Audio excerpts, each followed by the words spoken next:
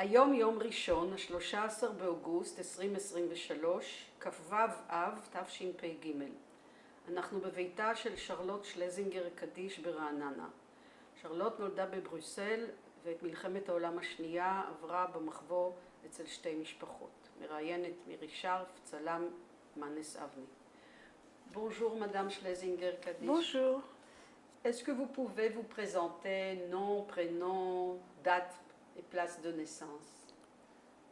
Je m'appelle Charlotte Schlesinger de mon nom de famille de mon père, Kadish, le nom de mon mari. Vous êtes née... Je suis née à Bruxelles, j'y ai vécu jusqu'au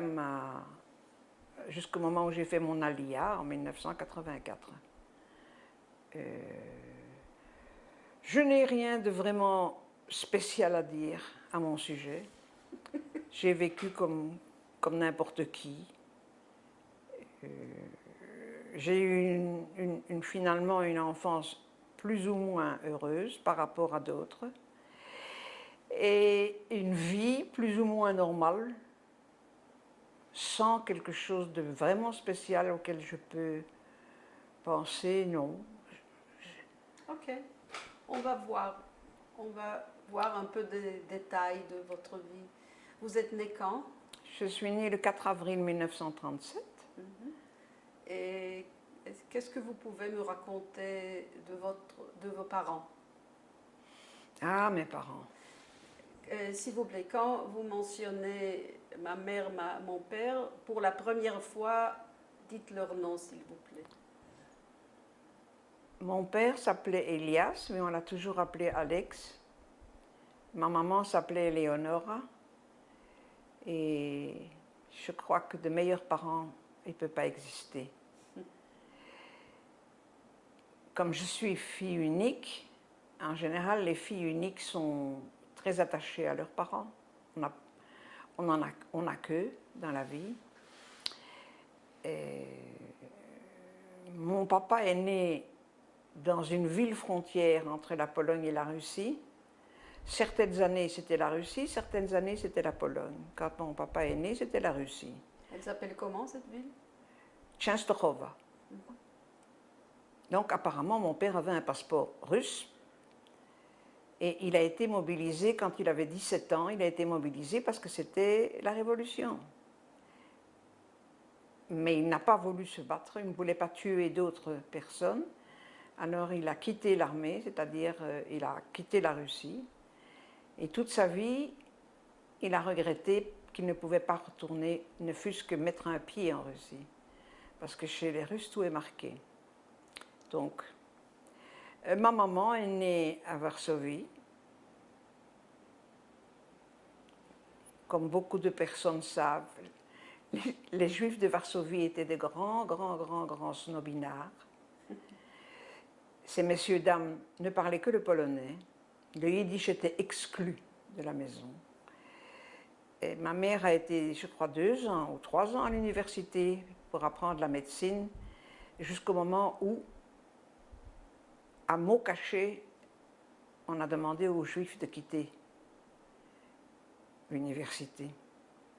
Mes grands-parents, ma maman, ses frères sont partis en Palestine en 1934, juste quand Hitler a commencé à hurler. Alors, en Palestine, ils se sont heurtés à un problème de migrage. Mon grand-père avait payé pour un terrain à Haïfa, au Carmel.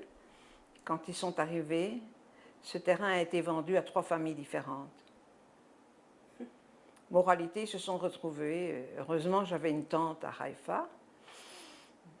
Ma grand-mère a commencé à coudre des vêtements. Mon grand-père, je crois, il était ingénieur agronome.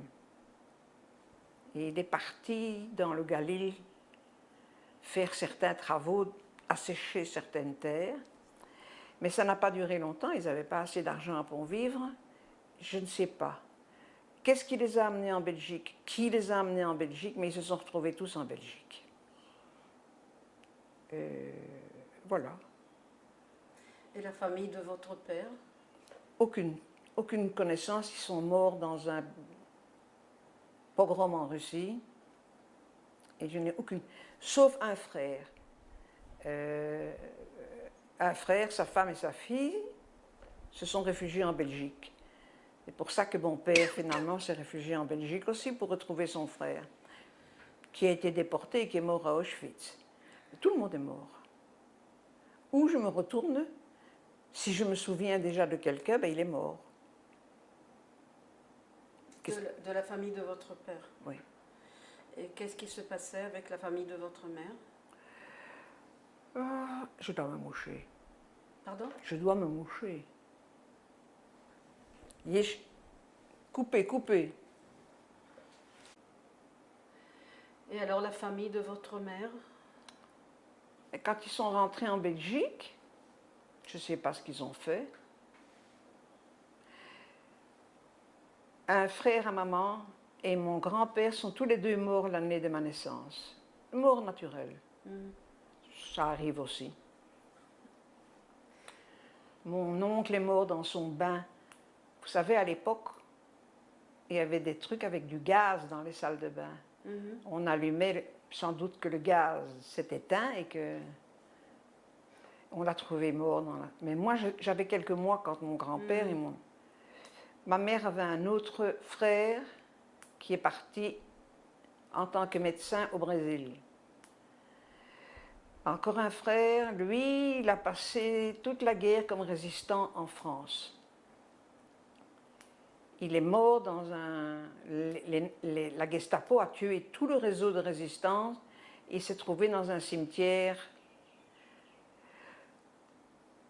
Longtemps après la guerre, je suis partie avec mes parents dans ce cimetière. On a voulu mettre un Magen David. Non, c'est mon téléphone. Est-ce que vous l'avez... Non, il faut couper. Et combien de temps est-ce qu'ils sont restés en Palestine, Israël? 3 ans. Je ne sais pas. Est-ce que votre mère vous a raconté quelque chose Non. de cette période? Ou elle m'a peut-être raconté, mais je ne me souviens pas.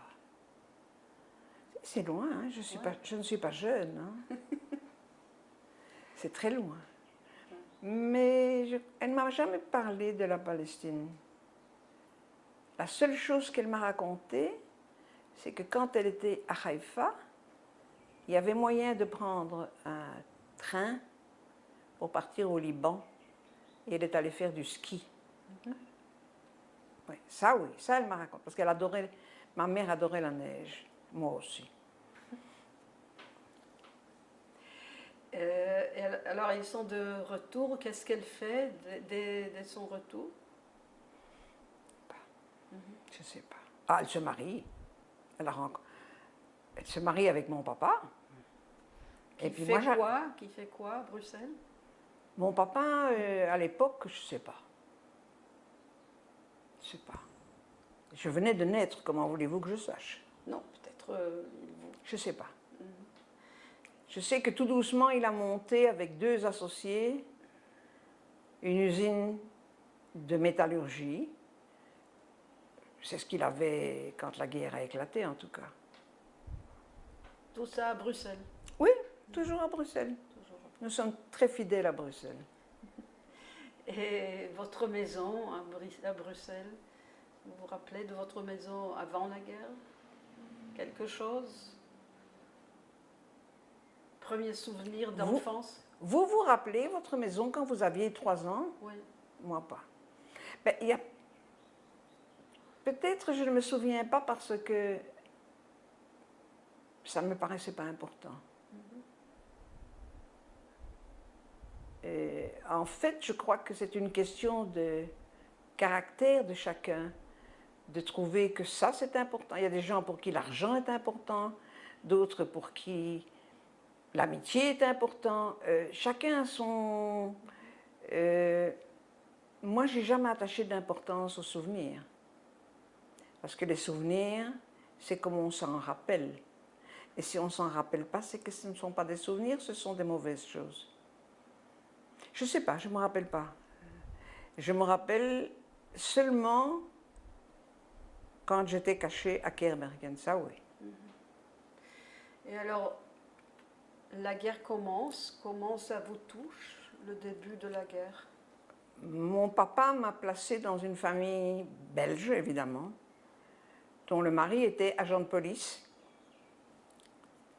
Et son principal travail, c'était d'enlever les lettres de dénonciation qui arrivaient au commissariat.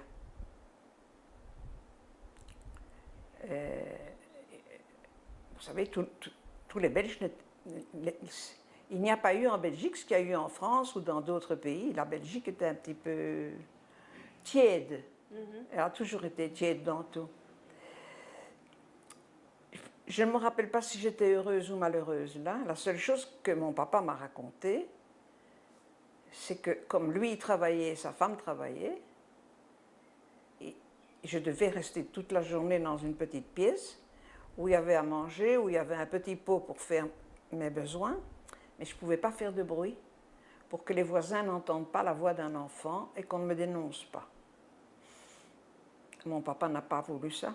Il m'a retiré et il m'a amené à la campagne. Mais comment ça se fait que cet officier de police était prêt de vous cacher?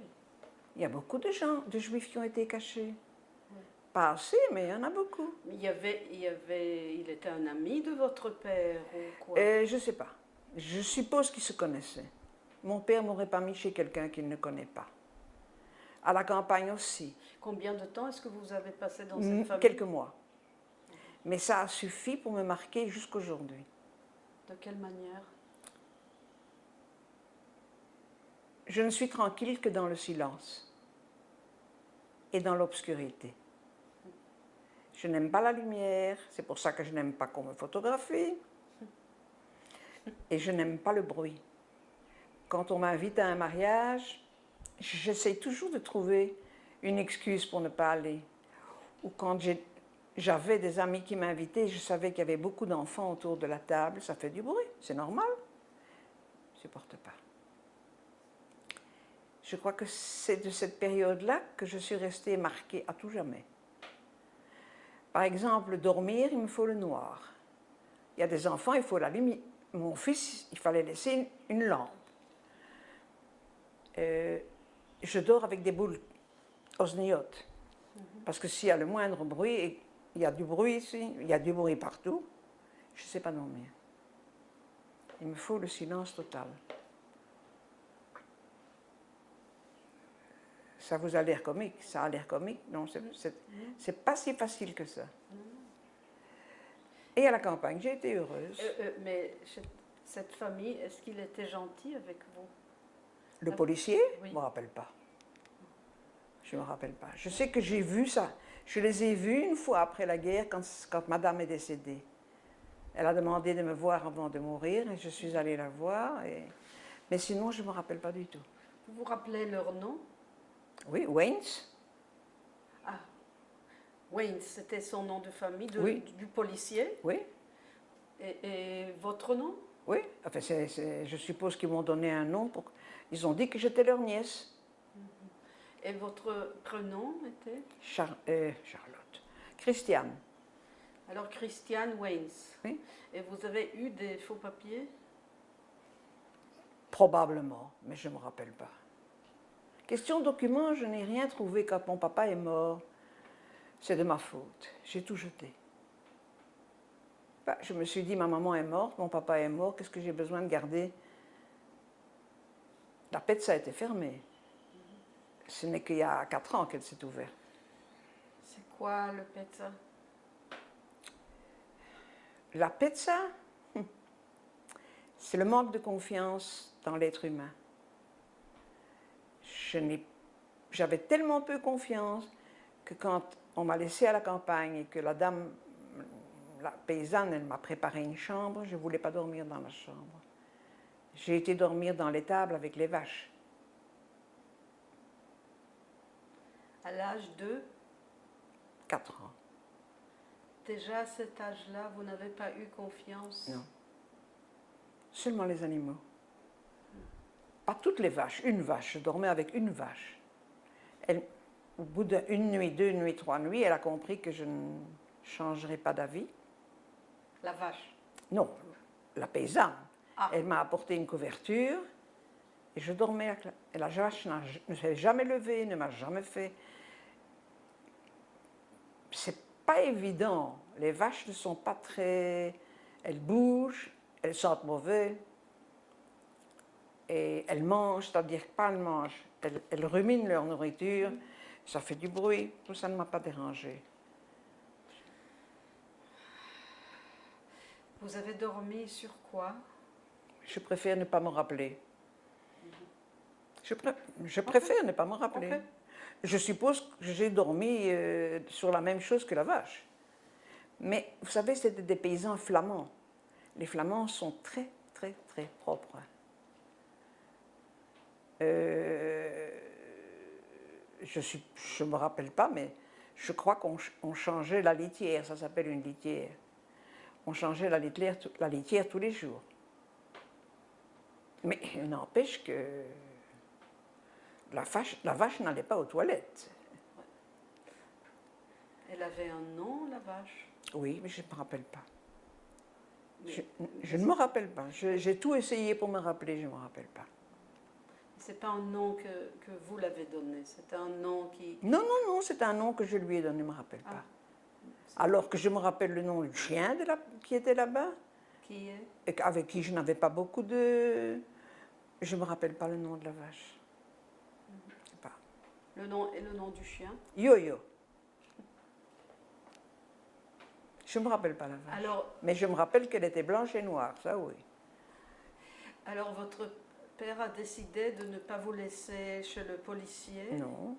Et comment est-ce qu'il a trouvé l'autre Mais famille? il ne m'a pas trouvé. Il n'a pas trouvé. La dame était... Elle venait nettoyer. Mes parents avaient une maison de campagne, pas loin. Et la dame venait nettoyer chez mes parents quand mes parents étaient en vacances dans leur maison. Donc ils se connaissaient. Et c'est elle qui a proposé. Comme elle n'avait pas d'enfant, elle a dit qu'il n'y avait aucun problème. À la campagne, on ne pose pas des questions comme en ville. Elle a dit que j'étais une nièce, et bien ils m'ont acceptée comme nièce. En fait, je ne me rappelle pas que j'ai eu le moindre problème. Elle s'appelait comment? Léonie et son mari Louis. Mais le nom de famille, je ne sais pas. Je ne me rappelle pas. Et le nom du petit village? Keerbergen. Et c'était où?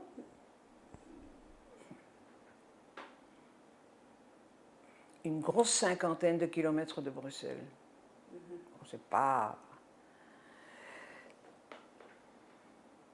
Et vous avez passé aussi la journée dans cette grange à côté de la vache? Non, rien que la nuit. Pendant la journée, les vaches ne restent pas à l'intérieur. Les vaches vont dehors. Oui. J'allais avec les vaches dehors. Non, c'est moi qui ouvrais la porte, c'est moi qui... Il y avait une 40 ou 50 vaches, c'était une grande chose. Et une fois que toutes les vaches étaient dans le pré, je revenais, j'allais manger, je ne me rappelle pas. Je cueillais les légumes, je cueillais les fruits, je m'occupais des œufs, des poules.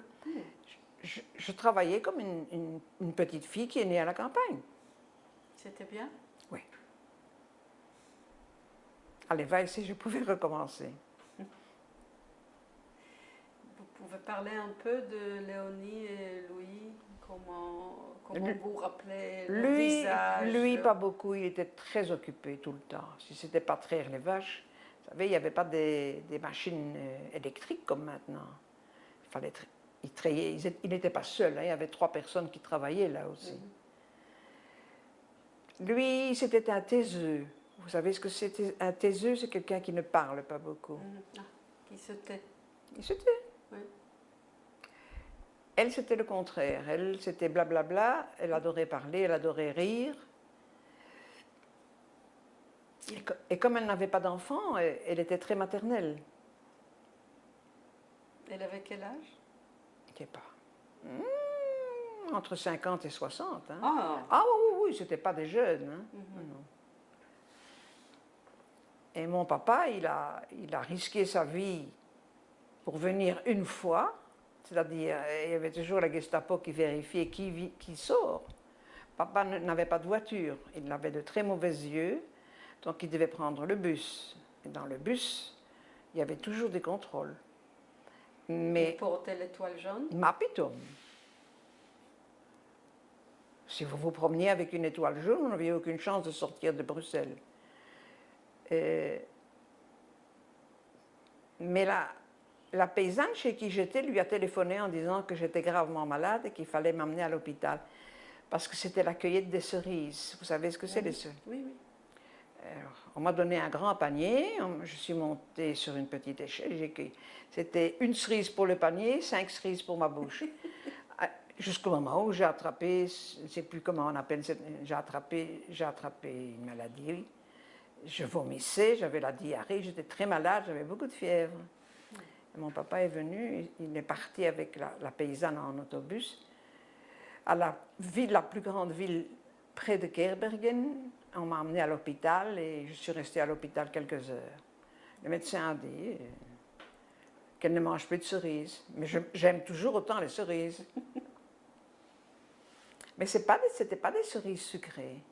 Il n'y a pas ces cerises ici. Ce sont des cerises aigres douces.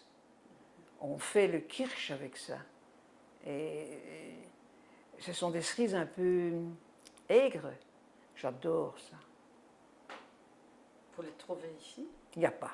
En Israël, ma piton. Non, peut-être qui arrive. Il n'y a pas. Non. En Israël, on a les cerises de Galilée, je suppose. Oui. Ce sont les grosses cerises noires ou les grosses cerises jaunes.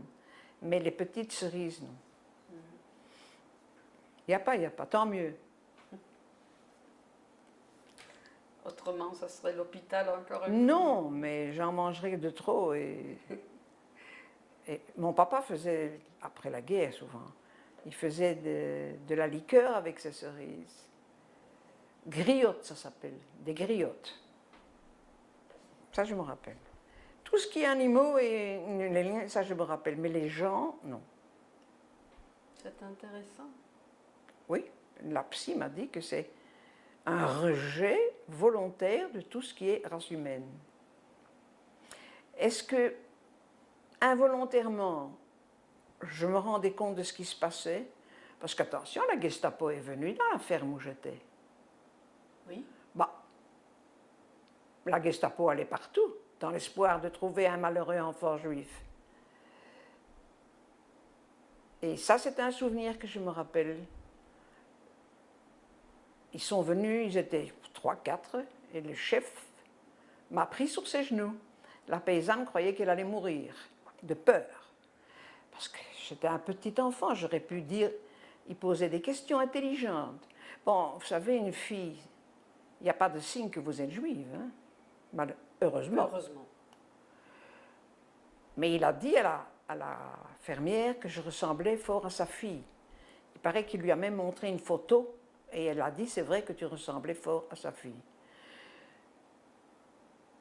Je ne me rappelle pas ça. Mais je me rappelle, quand j'ai fait connaissance de ma belle-mère, la maman de mon mari, et que je l'ai vue, elle avait les mêmes yeux que ce chef de la Gestapo. Des yeux bleus clairs, glacés comme de la glace. Ice. Et mon futur mari m'a dit, mais tu as regardé ma maman si longtemps? Elle a dit, oui. Elle me fait penser à ce monsieur de la Gestapo. Ce n'était pas un compliment. Bon, mon fils aussi a des yeux comme ça. Comme de l'eau glacée. C'est pas de sa faute. Mais quand même, ce chef de la Gestapo, il était assez gentil avec vous. Qui ça? Celui-là qui bah, il était gentil parce qu'il n'a pas cru que j'étais juive. Ouais. Je ne vois pas comment il y a tellement de petites filles juives qui n'ont pas pu être sauvées. Bon, les garçons, malheureusement. Et vous avez eu peur? Non, je suis quelqu'un qui n'a jamais peur. Même comme petit enfant? Même comme mon enfant. Je ne sais pas ce que c'est la peur. C'est comme quand il y a eu la guerre ici. La guerre avec l'Irak. On a dû mettre fermer les fenêtres avec du nylon et mettre des masques et tout. Mon mari, il était fou de peur. Moi, rien du tout. J'ai mis le masque ouvert du côté où mon mari ne pouvait pas voir. Yé maillé. Ça, c'est mon principe. Mais ça a commencé à cause de la guerre, vous pensez? Je ne sais pas. Ma maman m'a toujours dit que même toute petite, quand elle allait avec moi au parc, au plus le chien était grand, au plus je galopais, que je mettais mes mains autour de son cou. Elle avait toujours peur que je vais être mordue. C'est jamais arrivé. Je crois que être peureux, avoir peur, c'est une question de Ophi. Par contre, j'ai peur des mensonges. Parce que les mensonges peuvent tout détruire. Mais peur de quelqu'un, non. Maïe. J'habitais un magnifique appartement il y a 6 ans. Mon fils a fait des bêtises. J'ai tout perdu. Asma, maïe. Et je suis toujours là. Je crois que, comme dit ma psychologue, j'ai une philosophie de la vie comme les bouddhistes. Maïe. Qu'est-ce qu'on peut faire? Quand on n'a plus rien, se suicider, pleurer, ça va changer quelque chose? Non. Alors on passe.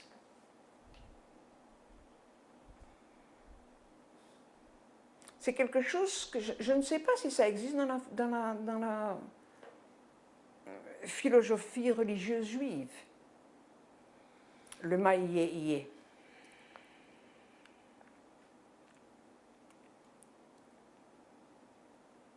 Non, je pense que pas dans cette mode. Il y a lשים מבטחך בהשם, באלוהים. C'est une autre chose. Quand vous dites Elohim Gadol, c'est la même chose. Qu'est-ce que ça veut dire Elohim Gadol? Tout dépend du Dieu. Tout dépend. Et s'il ne fait rien, ben, il faut vivre avec. Donc ça veut dire Maïe. Votre famille était une famille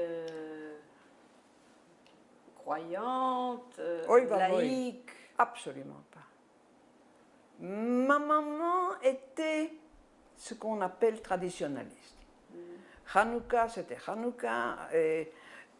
Kippour, c'était Kippour. Mon papa ne travaillait, mais il ne mangeait pas. Yom Kippour. Oui. Moi, je ne mange pas, mais je bois. Parce que je dois prendre un médicament, un seul. Je ne sais pas. Mon papa, sûrement pas. Mon papa était, pas seulement qu'il n'était pas religieux, mais il était, comme on dit dans le beau français, agnostique. Contre toutes les religions. Parce qu'il disait que la religion, dans certains cas, oblige les gens à faire des choses qu'ils n'auraient pas fait s'ils n'étaient pas obligés. Que ce soit les juifs, les catholiques, les musulmans, sûrement. Quand vous avez une maman musulmane qui prend son nouveau-né dans les bras et qui dit « Ah, j'espère que tu seras un martyr et que tu mourras en tuant un juif », c'est une aberration. C'est horrible. Aucun animal ne pense en regardant son petit qui vient de naître qu'il doit mourir pour tuer quelqu'un. Et ce sont toutes ces choses-là qui... Mon papa n'était pas d'accord. Est-ce qu'il avait une autre idéologie, surtout pendant la guerre? Non. Non, il disait simplement que ce qui est marqué dans les 10 commandements, chacun doit faire spontanément. Pas voler, pas tuer, pas prendre le mari de la voisine. En fait, tout ce qui est marqué dans les 10 commandements, c'est ce qu'on est obligé de faire pour être un Ben Adam. Mon papa disait que la plus grande religion pour lui, c'est être un Ben Adam. C'est tout. Et pendant la guerre, où était-il? Pendant la guerre, mon papa, il a eu une histoire. Il avait une usine de métallurgie, c'est-à-dire des métaux. Qu'est-ce qu'il produisait dans cette usine? Dans le temps, les sacs à main des dames avaient des fermoirs pour fermer, des cartables, toutes sortes d'articles avec des pièces métalliques. Mon papa fabriquait ça. Les Allemands ont pris son usine en otage avec mon père. C'est-à-dire qu'il a dû travailler pour les Allemands dans l'usine, contrôlé par un Allemand, et il fabriquait des objets métalliques pour les Allemands. C'est-à-dire les trucs autour des roues. À l'époque, les voitures n'étaient pas comme maintenant, il y avait un grand truc en métal. Et puis les ouvriers aussi, comme ils travaillaient, ils ponçaient les métaux, ils avalaient des morceaux de métaux, ils devaient boire minimum 1 litre de lait par jour. Les ouvriers qui travaillaient avec lui dans l'usine? Non, et il y avait beaucoup d'ouvriers. Et cet Allemand s'occupait de commander le lait pour les ouvriers tous les jours. Mais mon père était otage. Mais cet Allemand, ce n'était pas la Gestapo, c'était un Allemand. Je ne vais pas dire que c'était un Ben Adam, mais il était correct. Donc, mon père. Mais l'usine est restée toujours sur le nom de votre père? Oui, oui, oui. Ce n'était pas Arisé? C'est un nom allemand, Schlesinger. Hein? Oui. C'est un nom purement allemand. Mais il ne savait pas qu'il était juif? Je pense que oui. Il ne portait pas même là l'étoile jaune? Non. Il y a des choses bizarres qui se sont passées, vous savez. Et aussitôt que l'usine fermait, vers 6 heures, 7 heures, je ne sais pas, que tous les ouvriers étaient partis, que l'Allemand était parti, mon père, il y avait une chambre dans les sous-sols, et il recevait des amis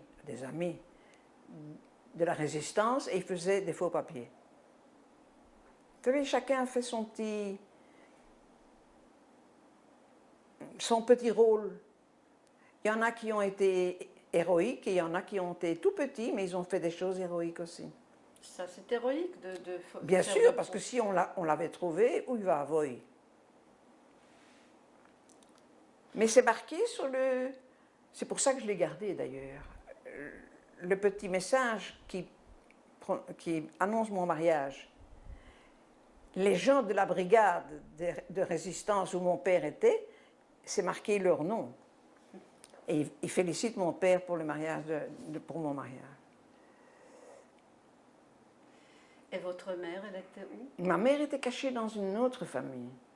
Une famille, parce que ma mère était avec ma grand-mère qui était dans un Kissé-Galgal. Ah. Oui, c'était très facile. Et elle mangeait cachère. Votre grand-mère? Oui.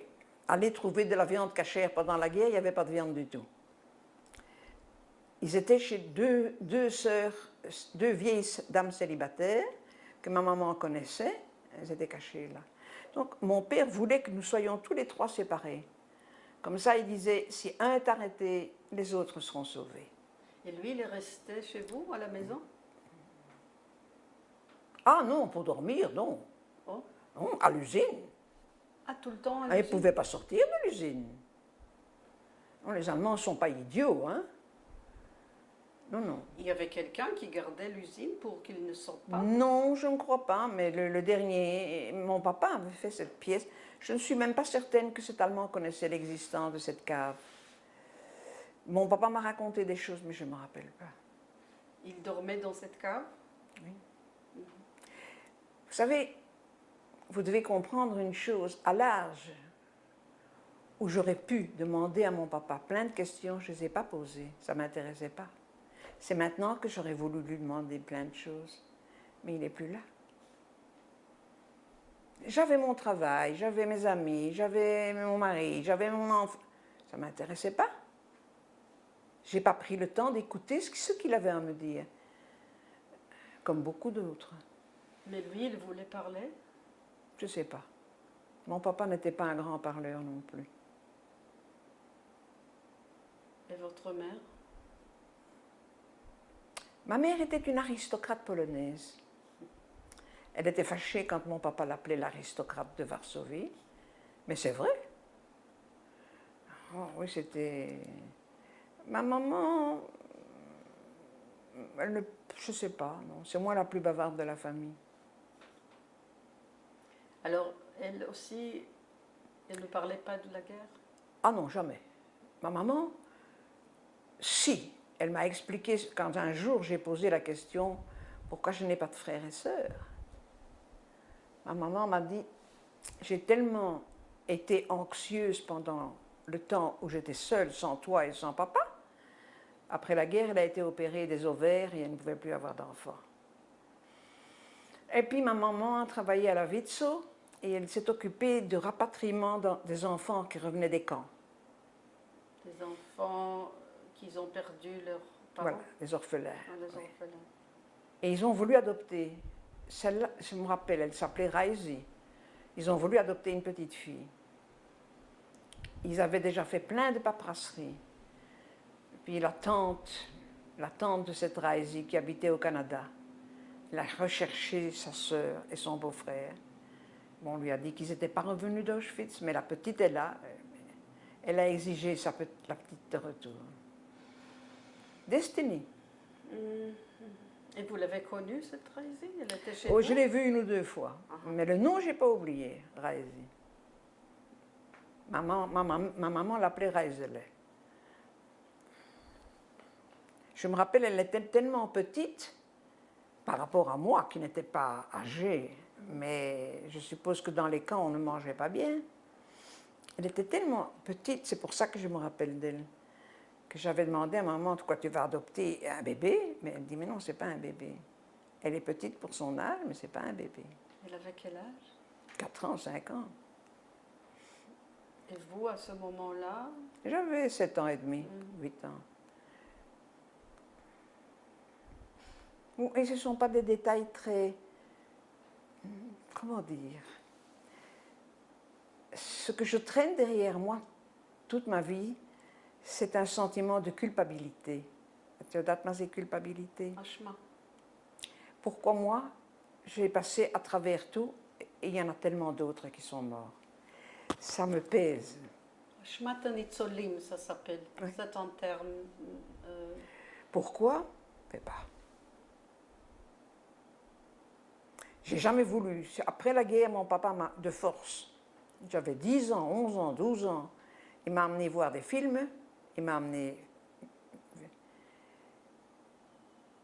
Je n'ai jamais compris comment ça a pu être possible. Jusqu'aujourd'hui. Je ne comprends pas. Et puis maintenant, avec ce qui se passe dans le monde, il y a des choses exactement pareilles, hein, mais pas aussi grandes. Ce qui se passe en Afrique, ce qui se passe en Asie, ce qui se passe, je ne sais pas moi, partout. Dans certains pays arabes, il y a des... Mais il y a une chose que je me rappelle. J'avais une très bonne amie russe. Maintenant, elle est partie, elle habite aux États-Unis. Quand mon fils est sorti, il est sorti pendant 1 an, 2 ans avec une jeune fille qui venait de Kiev. Et quand mon ami russe a entendu que mon fils sort avec une fille de Kiev, oui. Elle a dit, fous-la dehors tout de suite, tu ne sais pas ce qu'ils ont fait aux Juifs. Elle n'était pas juive, mon amie russe. Non. Mais son mari était juif. Et son mari lui a raconté ce qui s'est passé pendant la guerre. À Kiev et dans Odessa, dans toutes ces villes, elle dit, c'était des pires que les Allemands. Et en effet, il y a 1 semaine ou 2, j'ai lu dans un article qu'ils ont trouvé pas un cimetière. En grève commune. Il y avait au moins, ils ont tué au moins une dizaine de milliers de Juifs. Afachat lo yodea. Lama. Lama. Seulement en Ukraine. Les Russes, ils ne se cachaient pas. Quand ils faisaient un pogrom, ils faisaient un pogrom. Mais les Ukrainiens cachaient. Parce qu'ils ne voulaient pas qu'on sache qu'ils étaient aussi mauvais que les Allemands. Alors maintenant, quand je lis tout ce qu'on fait pour l'Ukraine, l'autovli. Pas que je suis d'accord avec la Russie. Enfin, la Russie n'est pas responsable. Mais il y a des injustices tout le temps. Et quand on parle 6 millions de morts Il n'y a pas eu 6 millions de morts. Il y a eu au moins 8 ou 9 millions de morts Juifs. juifs qu'on ne connaît pas. Dans toutes les villes, que ce soit en Pologne, que ce soit... Combien de juifs ont été assassinés en Pologne après la guerre? Quand ils sont rentrés en Pologne, certains juifs, parce qu'ils voulaient retrouver leur maison et tout, ils ont encore une fois été assassinés. Est-ce que vous savez les noms de membres de votre famille qui ont été assassinés? Ben, ma tante, oui. L'unique sœur de ma mère qui a été assassinée à Varsovie. On peut remplir un DAF Ed si vous n'avez pas fait ça pour son nom, pour que ça soit disons, dans l'archive des noms des Il y a Yad Vashem. J'ai des amis qui sont partis au ghetto de Warsaw. Ils m'ont dit que c'était tellement petit, tellement misérable, le mémorial qu'ils ont fait. À croire que c'est un tout petit truc qui s'est passé. Moi, je parle d'une autre... Et où à Yad Vashem? Yad Vashem, il y a des feuilles qui s'appellent DAF Ed. On peut le remplir ensemble après, ou je peux vous laisser la feuille. Je connais juste son nom, c'est tout. Son nom... Et qu'elle a eu deux enfants, ok. c'est tout. Son nom, la place de naissance... Je ne connais pas. Non. Où elle était... Où elle est née, à Varsovie. Varsovie. Et où elle était exterminée? Au ghetto. Au ghetto de Varsovie. Ok, alors... Enfin, je ne sais pas si elle a été exterminée dans le ghetto, si elle est morte de faim dans le ghetto, ou si on l'a sortie du ghetto pour l'amener à Auschwitz directement. Ça, je ne sais pas. Ok. Mais on peut écrire même son nom. Non. Si je n'ai rien fait pour d'autres personnes, il n'y a pas de raison que je le fasse pour une tante que je n'ai pas connue. Je ne suis pas très mishpacha. Si vous avez les noms d'autres personnes, on peut les faire pour les autres personnes aussi. Mais ils ont de la famille, ils n'ont qu'à le faire. Ok, on parle de ça, après. Ça ne m'intéresse pas beaucoup. Pour moi, c'est là. Qu'est-ce qu'il y a là? Le cœur. Qu'est-ce qu'il y a dans le cœur?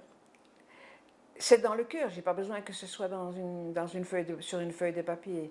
Même que je ne la connais pas, cette tante, mais je sais que ma mère a eu beaucoup de chagrin. Finalement, elle était la seule. Son frère au Brésil, il n'a pas vécu longtemps, il était très malade. Il a attrapé 2 fois de suite la malaria et finalement, elle avait 5 frères et sœurs, ils sont tous morts.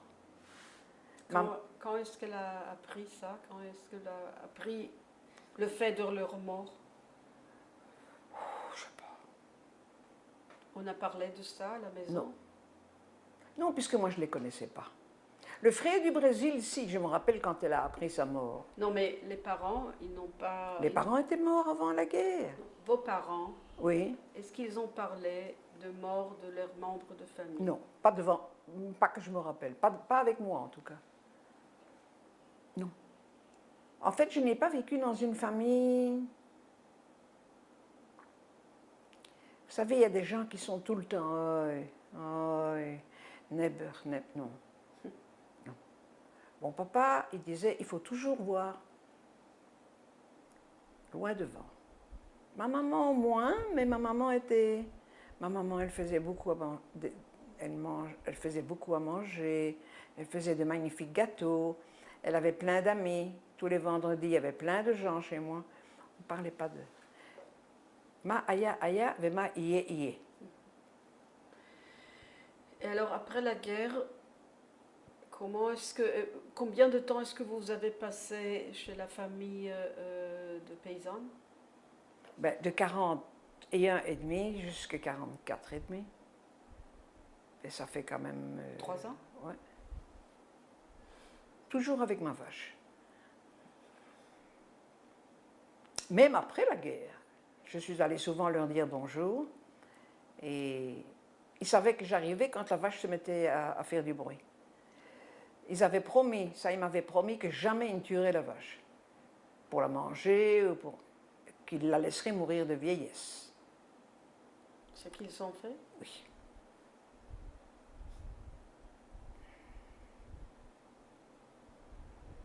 Vous mangez des vaches?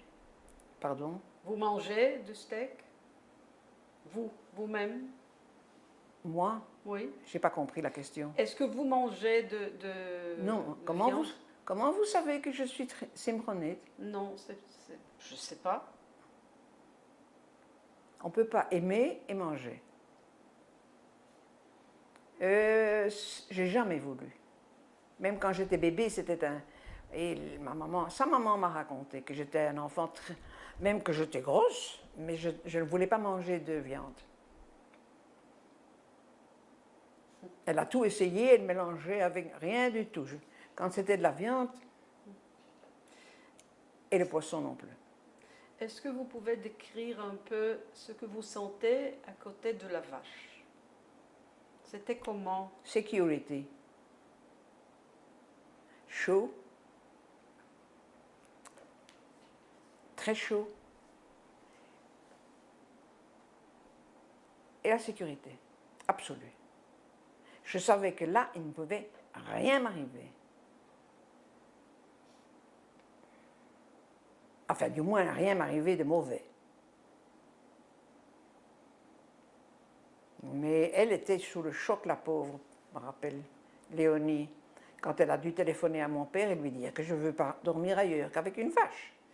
Mon père a dit, ça ne m'étonne pas de ma fille. À la saute. Je vous fais rire, hein? C'est formidable. Je ne sais pas si c'est formidable, c'est bizarre. Non, mais c'est formidable comme il a accepté ça. Il vous a très bien connu. Qui ça, la vache? Non, non, votre père. Ah oui, mon père, oui. Mais mon père avait la passion des chevaux, la passion des chiens et la passion des oiseaux. Alors il a trouvé normal que moi, je trouve qu'une vache, c'est plus agréable de dormir avec une vache que dans un lit tout seul, tout froid. 3 ans, vous avez dormi à côté de la vache? Pas à côté, contre la vache, avec ma tête contre son ventre. Et ça fait du bruit, le ventre d'une vache. Il y a tout le temps du bruit de ce qu'elle mange, de ce qu'elle... ça remonte, et ça, elle continue à marcher, et puis ça redescend. Et elle avait sa patte, j'étais contre son ventre, et elle mettait sa patte comme... Oui, pour me protéger. En fait, je pense qu'elle m'a pris pour son veau.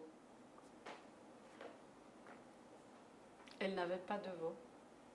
Elle ne donnait pas. Je ne crois pas qu'elle a eu un veau. Non, parce qu'on n'a jamais... Non, puisqu'elle n'avait pas beaucoup de lait. Vous savez, dans le temps, les vaches n'avaient pas un pis, comme il y a maintenant. C'est quand elles avaient un veau qui avait du lait. Maintenant, les pauvres, on les oblige à avoir du lait tout le temps. Non, je ne me rappelle pas.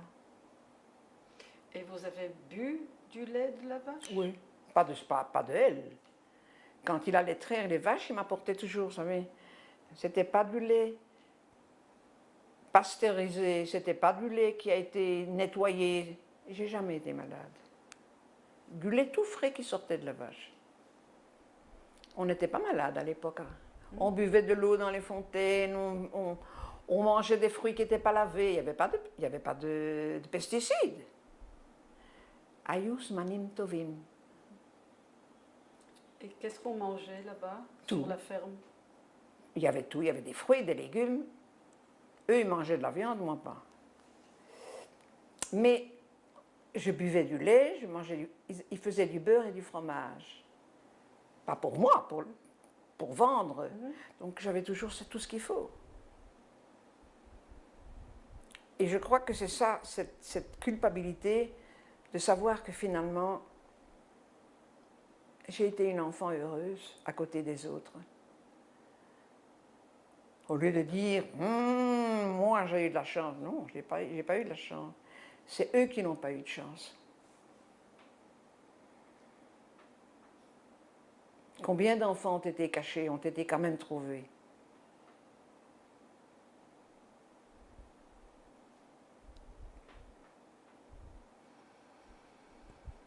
C'est comme... C'est tout. Qu'est-ce que vous voulez encore savoir? Osim posa? Vous êtes... Vous m'avez dit que vous aimez toujours la silence. Le silence. Le silence. Merci pour m'avoir corrigé. את יכולה קצת לדבר בעברית, ככה המסכן מבין. לא, לא, לא, אנחנו עושים באותה שפה את הרגע. אוקיי. Et alors, est-ce que si vous auriez eu le bruit de la vache à vos oreilles, est-ce que ça vous aurait calmé? Mais je suppose qu'il y avait du bruit, mais c'est un bruit naturel. Non, maintenant. Oh, ben je ne sais pas. Un enregistrement de bruit d'une vache. Je n'ai jamais pensé à ça. C'est une question théorique. Le bruit ne me dérangerait peut-être pas, mais l'odeur, oui. Mais quand vous étiez petite, non, ça vous n'a pas dérangé. Security, avant tout. Mais il m'est resté quelque chose. J'ai toujours eu un animal, que ce soit un chien ou un chat, toujours. Quand je m'endors, je fais ça. Et je cherche où est-ce qu'il est. Quand j'ai eu des chiens qui étaient grands, ils ne pouvaient pas monter sur le lit.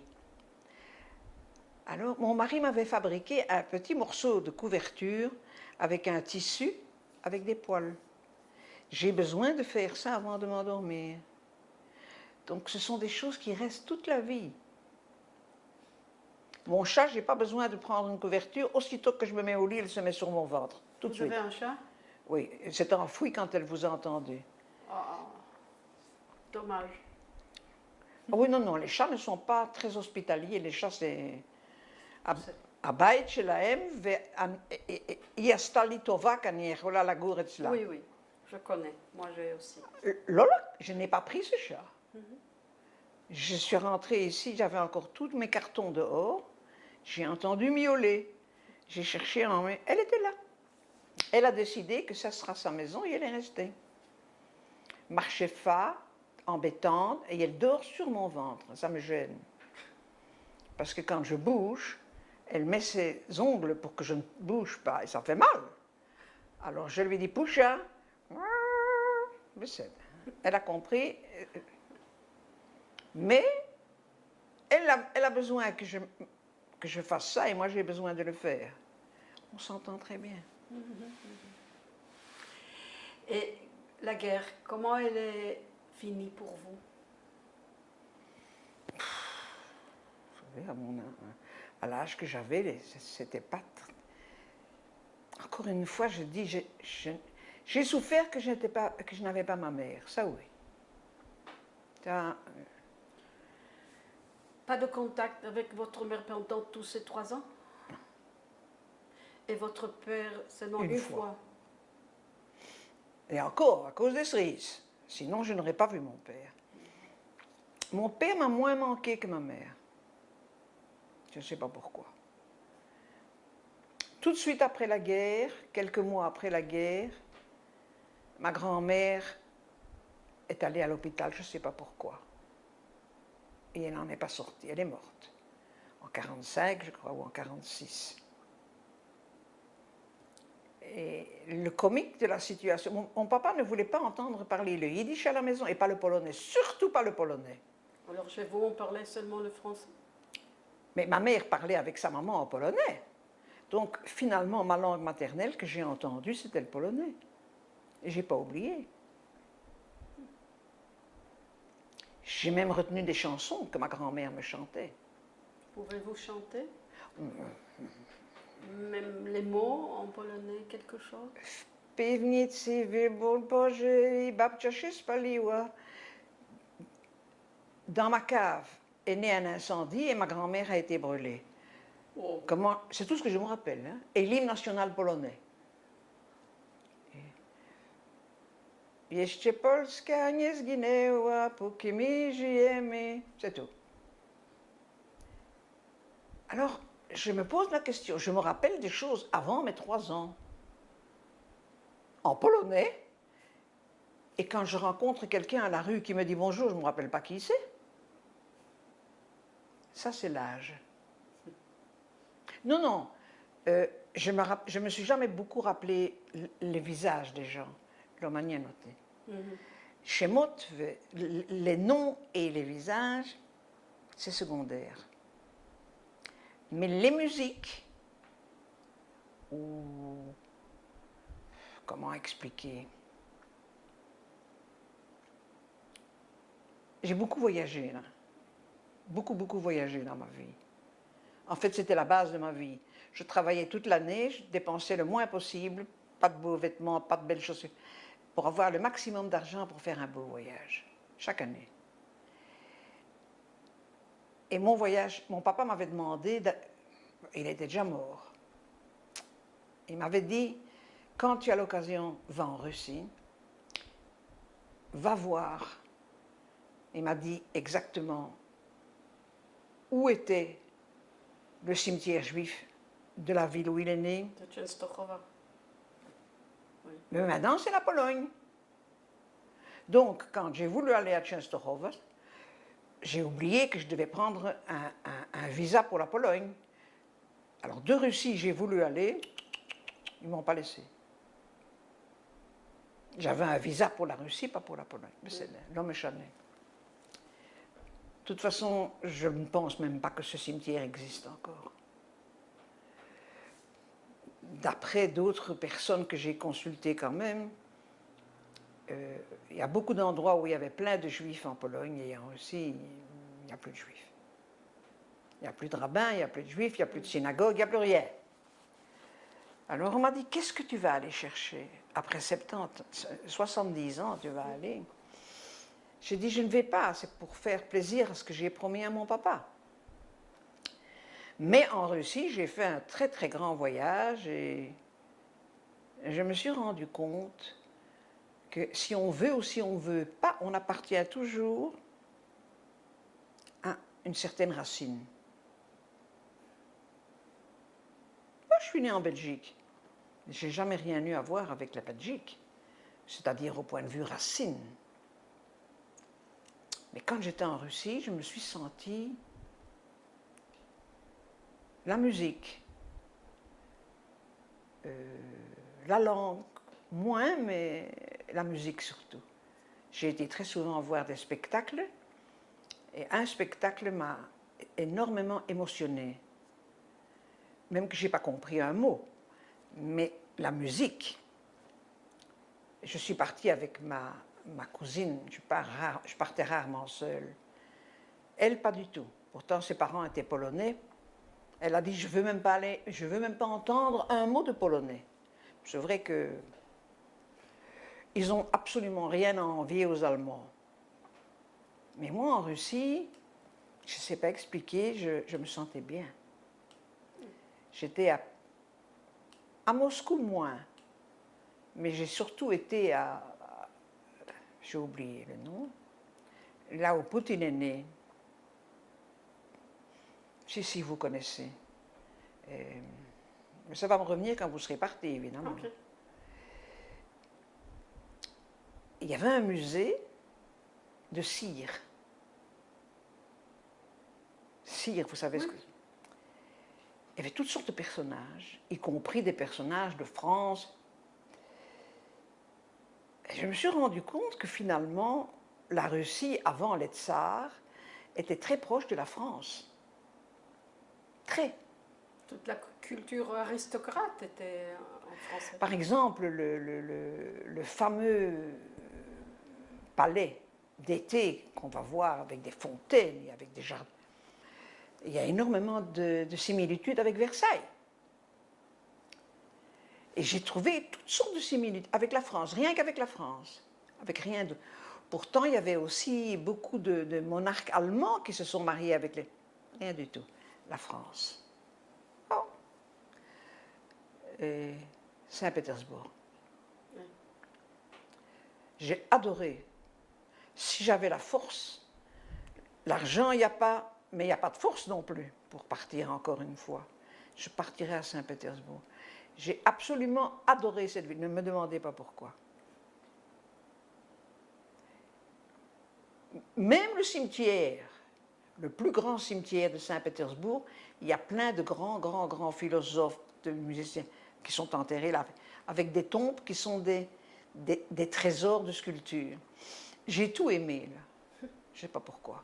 Il y avait quelqu'un chez vous qui parlait la russe à la Mon maison? papa, Avec qui? avec des amis avec lui au téléphone, c'est à moi ça? Oui. Non, j'ai pas Non, embrassé. c'est un... L'homme est chané. J'ai de nouveau. Ok. Je ne sais pas où il est. Ça n'a pas d'importance. Je ne sais pas. Quand j'entends parler le russe, oui, ça me fait... Je comprends. Je ne sais pas parler, mais je comprends. Et ici, j'ai fait... En promenant mon chien, j'ai fait connaissance avec une dame qui promenait son chien. Comme ça, je ne me rappelle pas pourquoi. On a commencé à parler. Elle m'a pris pour une Russe. Bon, j'avais des cheveux blonds. Maintenant, ils sont gris. Elle me demande si je parle le russe. Je dis non, mais je comprends. On a commencé à parler, et tous les jours, on se donnait rendez-vous. Elle habitait à 5 maisons de chez moi. On allait promener avec nos chiens et on se racontait notre vie. Maintenant, comme sa fille a été nommée professeure dans une université américaine, elle est partie en Amérique et elle me manque beaucoup. Mais elle m'envoie beaucoup de messages en russe que je dois traduire en français ou en anglais et les traductions ne sont pas bonnes. Google n'a pas de bonne traduction. Est-ce qu'on peut revenir à la période De la guerre. De la guerre, à le fin de la guerre, la première fois que vous avez rencontré votre maman Je ne me rappelle pas. et votre père? Cette première fois, je ne m'en rappelle pas. Je m'en veux, mais je ne me rappelle pas. Je me rappelle que je les ai retrouvés, que je me suis disputée avec ma grand-mère, parce que je ne comprenais pas très bien pourquoi elle ne se levait pas. J'avais jamais vu quelqu'un dans un fauteuil roulant. Ça, je me rappelle que ma mère a dû m'expliquer 10 fois. Ma grand-mère était quelqu'un de pas sympathique. Bon, quelqu'un dans un fauteuil roulant n'est jamais sympathique. C'est pas marrant d'être dans un fauteuil roulant. Mais c'était comment de partir de là-bas, de Léonie et de chez Ah, mais Léonie et Louis? c'était pas un adieu, puisqu'on a continué à se voir. Mes parents ont vendu leur maison des années après, mais ils avaient toujours leur maison là-bas. Dans le même village? Oui, alors chaque fois qu'on allait en vacances ou un week-end, j'allais dire bonjour à la ferme et à ma vache, surtout à ma vache. Et vous connaissez toujours? Je connaissais tout le monde au village. Non, non, mais la vache. La vache me reconnaissait, bien sûr. Un animal, c'est pas comme un humain. Il y a des humains qui vous tournent le dos, les animaux pas. Bon, elle ne pouvait pas courir en remuant la queue comme un chien, Ouais. mais de là où elle était, elle se mettait à faire tellement de bruit que Léonie savait tout de suite que j'arrivais. Elle est morte de vieillesse. Je crois qu'elle avait 14 ans ou 15 ans. Oh. La pauvre, c'est à peine si elle marchait. Et vous êtes allé à l'école à Bruxelles? Oui, Une école générale ou une école... dans une école catholique. Parce que là où mes parents ont trouvé un petit appartement pour vivre, il n'y avait pas d'école qu'une école catholique dans les environs. Mon père a dit pas longtemps, moins qu'un an. Mais j'étais en avance. Parce que la fermière m'avait appris Aleph-Bet. Elle m'avait appris l'alphabet. Elle me lisait des petits livres. En français ou en flamand? Non, en français. Elle était de Wallonie. La Wallonie, c'est la partie sud de la Belgique où tout le monde parle français. Et lui était flamand. C'était déjà un couple bizarre. Alors elle lisait des petits livres? Oui. Avant mes 6 ans, je lisais parfaitement. Ça ne veut rien dire. Hein? Mon fils aussi. Et il ne sait plus lire. Ça ne veut rien dire. Mais mon papa était étonné. Il m'a dit, mais c'est pas possible, tu lis très bien. J'ai dit, oui. Donc je suis rentrée en première primaire, je n'avais pas 6 ans. Et ça, c'est une faute que mon papa a fait. Pourquoi? Parce qu'on ne doit jamais mettre un enfant quand il est trop jeune. Même si on sait lire, même si on sait calculer, on a l'âge qu'on a. Il y a des choses qu'on ne comprend pas, comme les enfants d'1 an. Moralité, j'ai fini mes études, j'avais 17 ans. C'est pas toujours bon Parce que quand moi j'avais 11 ans, toutes les filles en avaient 12. Elles connaissaient déjà beaucoup plus de choses de la vie par rapport à moi. Et dans cette école catholique, je ne me rappelle pas. La seule chose que mon papa m'a raconté, c'est qu'il était très souvent... on lui demandait très souvent de venir. Pourquoi? Parce que je n'étais pas sage en classe. Je posais des questions qui dérangeaient les achotes. Par exemple, bah oui, forcément, dans une école catholique à l'époque, maintenant c'est fini ça. Avant les cours, on allait à la messe. Moi pas, parce que mon papa leur avait dit que j'étais juive. Mais en classe, je posais des questions. Qu'est-ce que ça veut dire que Jésus est né? Et comment il est venu? Alors son papa c'était qui? On ne peut pas poser des questions comme ça, c'est pas... Alors mon père a expliqué que l'année d'après, mes parents ont déménagé, j'ai été dans une école normale et j'ai pris le cours de ma vie normalement. Il y avait encore des juifs dans cette école? Non. Là où j'étais dans l'école catholique, non. Mais dans l'autre école? Je suppose, oui. Il y en a même une qui est devenue speakerine à la télévision. Une juive? Une juive, oui. Oui. Et vous avez eu d'amis de toutes sortes? Pas spécialement juive. J'ai eu autant d'amis juifs que pas juifs. Il ne faut pas oublier qu'en Belgique, il n'y a pas tellement de juifs. Hein. À Anvers, oui, mais pas à Bruxelles. J'ai jamais eu ma meilleure amie n'est pas juive. Et vos parents, après la guerre, qu'est-ce qu'ils ont fait? Mais mon père a continué dans son usine. Oui. Et ma mère a continué à être une madame à la maison. Mais ils ne travaillaient pas pour Vitso? Ma maman, non. Non, Peut-être, ça je ne sais pas, je ne me rappelle pas. Parce que vous avez dit que après la guerre, elle a travaillé à la Vitso au moment où la Vitso s'occupait de rapatrier les enfants des camps. Oui. Mais si elle est restée après, je ne me rappelle pas. Je sais qu'elle est allée au Bnei Brit aussi. Mais vous savez, ce sont des souvenirs tellement vagues. On n'a jamais parlé de ça. C'est de ma faute. Peut-être eux aussi ne voulaient pas. Non. Si j'avais posé des questions, peut-être qu'ils auraient répondu. Mais je ne posais pas de questions. Ça ne m'intéressait pas à l'époque. Je suppose que j'étais égoïste comme tous les enfants de mon âge. C'est maintenant que j'aurais aimé pouvoir parler avec l'un et l'autre de ma famille. Parce qu'eux, ils ont eu des parents et des grands-parents. À part ma grand-mère dans le Kissé Galgal, je n'ai eu aucun contact avec la famille. Et alors, vous avez étudié à l'école primaire, école secondaire, et puis le lycée, toujours à Bruxelles? Oui, toujours. Et après avoir fini vos études? Ben, j'ai travaillé. C'est pas comme maintenant. À l'époque, on trouvait du travail tout de suite. Travailler comme? Chimiste. Mais vous avez... Alors après le lycée, vous avez continué vos études à l'université? Oui. Oui. Vous avez étudié... La chimie générale et j'ai fait 1 an de spécialisation. Je n'ai pas fait mon doctorat. J'ai fait ma licence en chimie normale. Je n'aimais pas tellement apprendre à ce moment la chimie. J'ai fait 1 an de spécialisation de chimie et pharmaceutique. Vraiment orientation vers les médicaments. Et puis j'ai travaillé chez Abbott, une grosse firme américaine.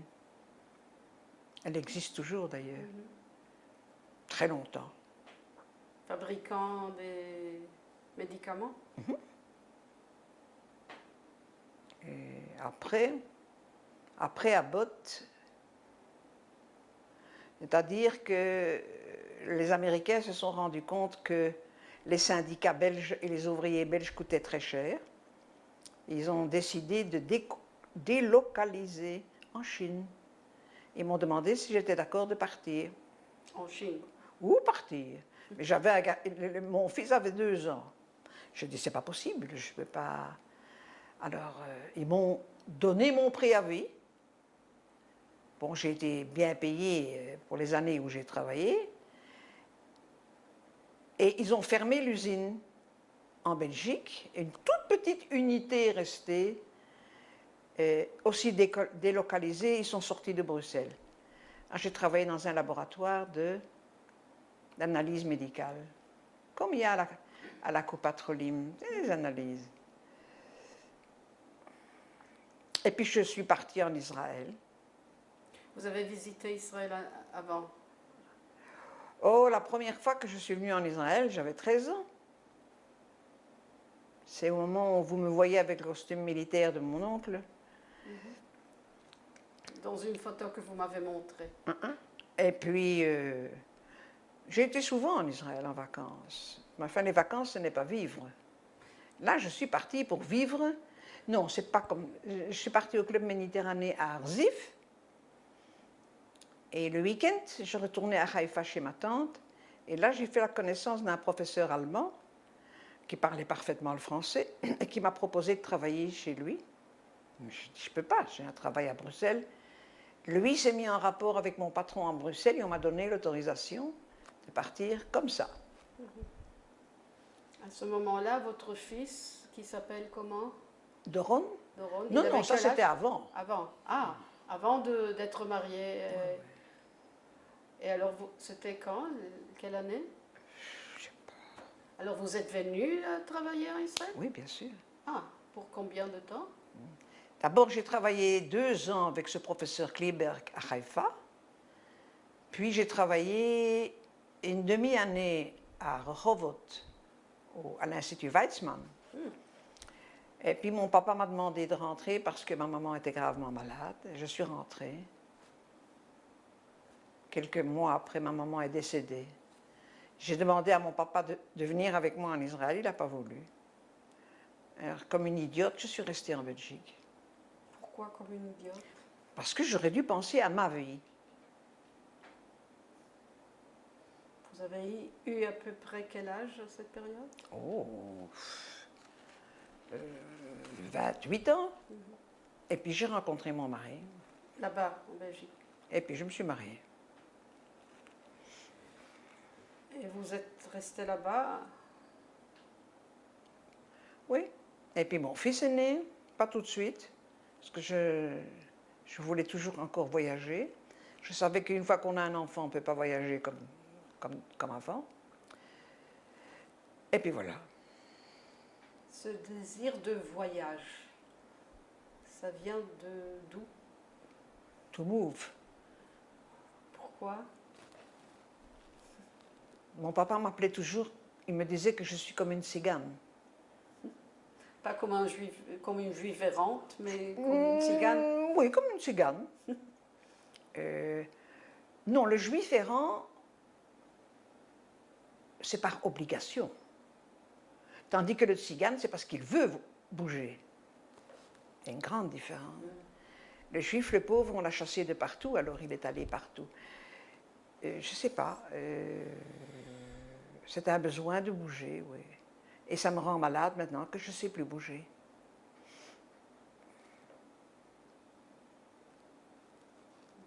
Mais j'ai bougé beaucoup. Peut-être même de trop.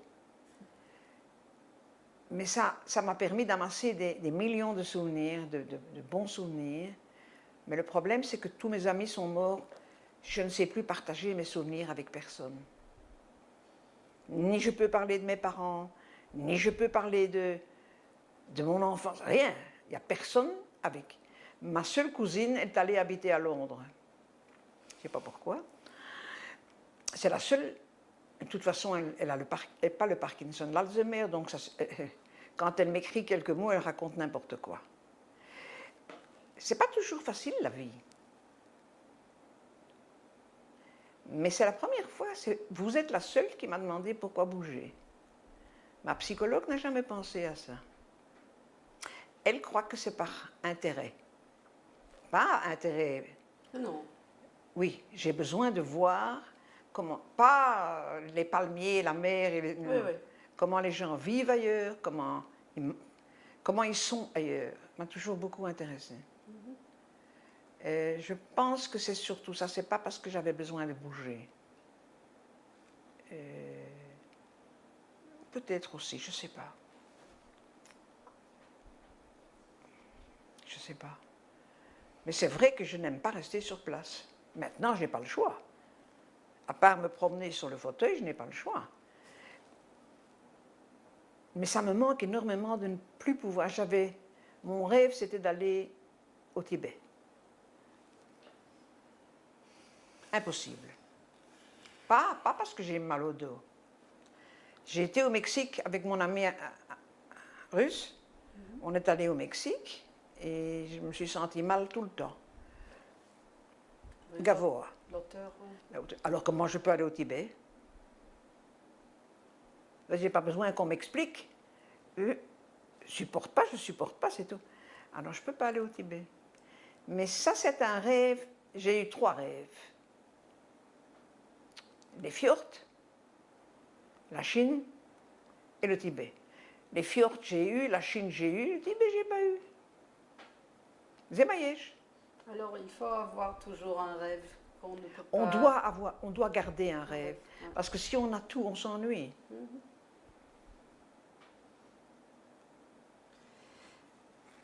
Et vous avez dit quelque chose de vos racines russes, mais pas racines belges. Mais vous avez passé quand même d'années en Belgique. Oui, mais c'est une génération. Mes parents n'étaient pas... Enfin, ils étaient belges de nationalité sur le papier, mais c'était des Slaves. Je crois que j'ai une âme slave, pas belge. Quand je dis ça à ma meilleure amie, elle n'est pas juive. Elle me dit, c'est normal. Une mère polonaise et un père russe, comment tu peux avoir autre chose? Elle trouve ça normal. Mais la mentalité belge est complètement différente d'une mentalité La mentalité slave. belge, de toute façon, que moi j'ai connue, ce n'est pas la mentalité belge d'aujourd'hui. Aujourd'hui, il n'y a que des Marocains. Alors ça changeait aussi. La dernière fois que j'ai été en Belgique, c'était au mois de novembre. Il est passé. J'ai attrapé le corona là-bas. Je n'ai pas eu le corona ici pendant les 2 ans. Il y a 6 mois, j'ai attrapé le corona. J'ai été malade. C'est pas possible. Et qu'est-ce que vous avez fait ici pendant l'épidémie? Oui, Non, mais vous étiez toute seule? moi, mon fils. Votre fils, il était là. Ok. Écoutez, le super était ouvert. La pharmacie était ouverte. Qu'est-ce qu'on avait besoin? Acheter des vêtements, pour quoi faire? Pour aller où? Puisqu'on ne pouvait pas aller nulle part. Moi, ça ne m'a pas dérangé. Enfin, je ne dis pas que j'aimerais ça tout le temps, mais il y a des familles nombreuses, c'était malheureux. Ils n'ont pas pu faire les fêtes ensemble, ils n'ont pas pu aller en visite. Oui, mais moi, qu'est-ce que ça changeait? Mon petit-fils est venu plusieurs fois. Lui, il a eu le corona 2 fois. Mais on se voyait dehors. Ou quand il faisait trop chaud, on se voyait avec le masgan, avec le masque. C'est tout. Et vous êtes venu en Israël en 84, vous m'avez dit? Oui. Pourquoi dans ce moment-là? Pourquoi? Mon mari voulait déjà qu'on vienne avant. Mais j'ai dit, tant que mon papa vit, il n'y a pas. Bon, mon papa est mort quand mon fils avait 5 ans. On aurait pu partir à ce moment-là. Je ne sais pas, j'avais un bon travail. Mon mari travaillait dans le diamant. Donc, ça, c'est pour lui, c'était la même chose. Travailler à Anvers ou travailler à Ramat Aviv, c'est la même chose. Pas Ramat Aviv. Ramat Gan. Mais, je ne sais pas, je n'ai pas pensé que je sais pourquoi, mais je ne veux pas vous faire rire. La chaleur. J'avais peur de ça, je ne supporte pas la chaleur. J'attrape ma tête qui tourne. Je suis déjà tombée 2 fois à cause de la chaleur. Et j'ai mon lachatzdam qui monte. Je ne supporte pas la chaleur. Alors j'ai reculé, reculé. Et puis, en 83, j'ai commencé à... J'ai dit, au plus tard on va partir, au plus difficile ce sera pour mon fils. Et finalement on est parti, il avait 11 ans. Oui. Il était très fâché, il ne voulait pas partir. Jusqu'aujourd'hui il est fâché. Vous savez, on arrache un enfant à son école, à ses copains, parler une langue qu'il parle à peine, parce qu'il était dans une école juive, enfin, pour ce qu'ils apprenaient en hébreu. À Anvers, quand les enfants finissent le Tarkemon et l'école juive, ils parlent parfaitement l'hébreu. Pas à Bruxelles. À Bruxelles, c'est Stam. Mon mari était venu 2-3 mois avant. Il avait été à Ramat Gan, il avait parlé avec un cousin, moi, qui travaillait dans le diamant. Et il n'y avait aucun problème. Il pouvait rentrer travailler quand il voulait. Vous savez, à partir du moment où vous venez en Israël et que le mari a déjà du travail, c'est déjà une demi-alia gagnée. Oui. Moi, j'ai voulu apprendre bien l'hébreu, je suis allée à l'Ulpan. Ils m'ont mis dehors. Oui, ici. À Ra'anana. À Ra'anana. Oui. Le professeur m'a mis dehors. Pourquoi? Il m'a dit, tu parles suffisamment l'hébreu, tu n'as pas besoin de moi. Mais j'ai dit, je ne sais pas lire, ni écrire, l'autre sarir. Tu vas apprendre avec le temps. Je n'ai jamais appris avec le temps. C'est à cause des années que vous avez passées ici, le 3 ans? Non, aussi à l'école où mon fils allait, et il y avait des parents israéliens, il y avait une section israélienne. C'est moi qui devais traduire du français en hébreu. J'ai toujours mal parlé, mais je parlais. Moralité, je suis tombée dans une kita, il y avait beaucoup d'anglo-saxons, ils ne parlaient pas un mot d'hébreu. Alors je m'ennuyais, c'est vrai que je m'ennuyais. Le professeur a vu et m'a dit, tu ne dois pas rester ici. Si tu veux travailler, va travailler. Tout le monde comprend l'anglais. C'est pas vrai. Je n'aurais pas dû l'écouter, j'aurais dû quand même ou aller dans un ulpan privé, je ne sais pas. Mais aujourd'hui, je fais un effort pour lire en hébreu. Vous vous rendez compte, à mon âge? C'est admirable. Non, mais j'ai des problèmes. Si je veux rentrer, je veux savoir mon compte en banque. Quand application, je ne savais pas ce que c'était. Il y a aussi toutes les différences qu'il y a. Moi, je n'ai pas connu les applications. Mais alors, même si je comprends pour rentrer, c'est en hébreu, je ne comprends pas. Demain, je reçois la visite d'un Midnadev qui comprend pas le français. Je lui dis que tout est en français dans mon marché. Il m'a dit, toi, tu vas m'expliquer le français et moi, je t'expliquerai l'hébreu. Il dit, on va faire un essai, ça marche, ça va, ça marche pas, tant pis. Voilà, à mon âge. Vous savez ce qui m'a sauvé? La vache pendant la guerre et l'ordinateur après. Enfin, je peux tout faire avec l'ordinateur. Vous pouvez lire?